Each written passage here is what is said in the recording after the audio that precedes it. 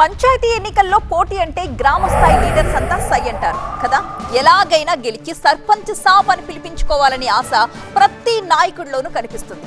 కానీ ఈసారి తెలంగాణలో సీన్ రివర్స్ ఉంది. మా వల్ల కాదు మహాప్రభో, మేం పోటీ చెయ్యలేం అంటున్నారట. పోటీపై ఆసక్తి కనబరచకపోవడానికి అసలు రీజన్ ఏంటి?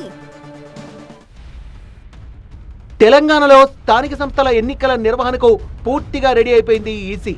అక్టోబర్ 23, 27న ఎంపీటీసీ, జెడ్పీటీసీ ఎన్నికలు, అక్టోబర్ 31, నవంబర్ 4, 8 తేదీల్లో పంచాయతీ ఎన్నికలు నిర్వహించేందుకు షెడ్యూల్ కూడా ప్రకటించింది. ప్రస్తుతం రాష్ట్రంలో ఎన్నికల కోడ్ కూడా అమల్లోకి వచ్చింది. పల్లెల్లో ఎన్నికల కోలాహలం మొదలైపోయింది. అయితే నేతలు మాత్రం పోటీ చేసేందుకు ఆసక్తి చూపించడం లేదు. దీనికి కారణం గత సర్పంచులు పడ్డ ఇబ్బందులే.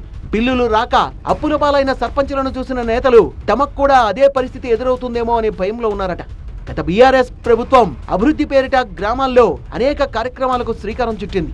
వైకుంఠ ధామాలు, క్రీడా ప్రాంగణాలు, పార్కులు, రోడ్లు, మొక్కల పెంపకం, ట్రాక్టర్ల కొనుగోలు వంటి పనుల్ని చేపట్టింది.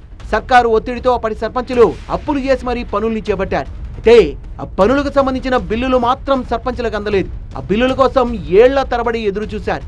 బిల్లులు రాక విసిగి వేసారిపోయారు. అనేక సార్లు నిరసనలు, ఆందోళనలకు పిలుపునిచ్చినా ఫలితం లేదు. కాంగ్రెస్ ప్రభుత్వం వచ్చిన తర్వాత కూడా నిరసనలు తెలిపారు సర్పంచులు. అనేక ప్రయత్నాలు చేశారు, అయినా బిల్లులు రాలేదు.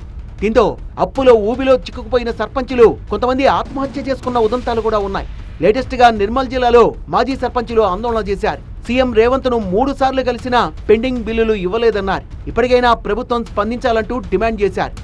కళ్ల ముందే అవస్థలు పడుతున్న మాజీ సర్పంచులను చూసి ఇప్పుడు పోటీ చేసేందుకు ఆశావహులు జంకుతున్నారట.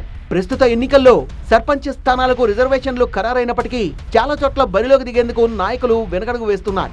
ఎన్నికల్లో ఖర్చు చేసి గెలిచిన తర్వాత అభివృద్ధి పనులకు నిధులు వెచ్చించాల్సి ఉంటుందని, ఆ బిల్లులు విడుదల కాకపోతే ఏళ్ల తరబడి కార్యాలయాల చుట్టూ తిరగడం తమ వల్ల కాదని తెగేసి చెప్తున్నారు.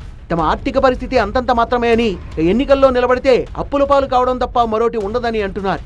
ఎన్నికల్లో పోటీ చేయాలంటే పార్టీనే మొత్తం ఖర్చు పెట్టుకోవాలని మరికొంతమంది షరతులు పెడుతున్నారట. దీంతో ముఖ్య నాయకులకు ఏం చేయాలో పాలుపోవడం లేదని సమాచారం. రిజర్వేషన్లు ఖరారైన తర్వాత ఉమ్మడి వరంగల్ జిల్లాలోని ఓ నియోజకవర్గంలో ముఖ్య నాయకులకు ఇలాంటి పరిస్థితి ఎదురైందని చెప్తున్నారు. చివరకు విజయావకాశాలు ఎక్కువగా ఉన్నవారిని బుజ్జగించి వారికి ఎలాగోలా భరోసా కల్పించి ఎన్నికల్లో నిలబడేలా స్థానిక నేతలు ప్రయత్నాలు చేస్తున్నారని సమాచారం.